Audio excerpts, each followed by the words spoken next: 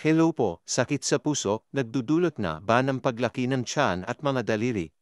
Paraman buwelva po uli, lingid sa halaman ng marami, ang paglobo ng tiyan o ng mga daliri ng isang tao ay maaaring bunga ng kanyang sakit sa puso.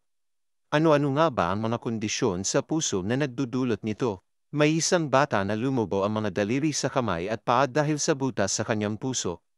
Ayon sa isang cardiologist, finger clubbing ang tawag sa kondisyon ng bata na damadami ang daloy ng dugo sa dulo ng daliri imbes na sa buong katawan. Dahil mayroong butas, imbis na lahat ng dugo ay na-oxygenate ng baga, hindi lahat na-oxygenate dahil doon sa butas.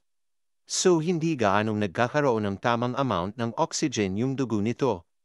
Palaki ito ng palaki habang hindi naiko-correct ang butas. May isang 54 anyos naman na lalaki ang bumukol ang tiyan dahil sa tubig sa kanyang puso at baga.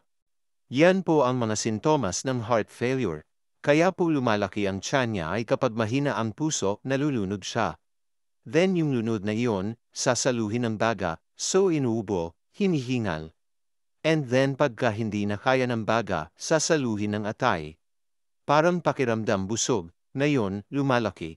Heart failure is usually end stage na siya, nasa dulo na siya ng heart spectrum na problem. Sa kasalukuyan, nasa 8 gamot kada araw ang kailangang inumin ng pasyenteng yun para sa kanyang sakit.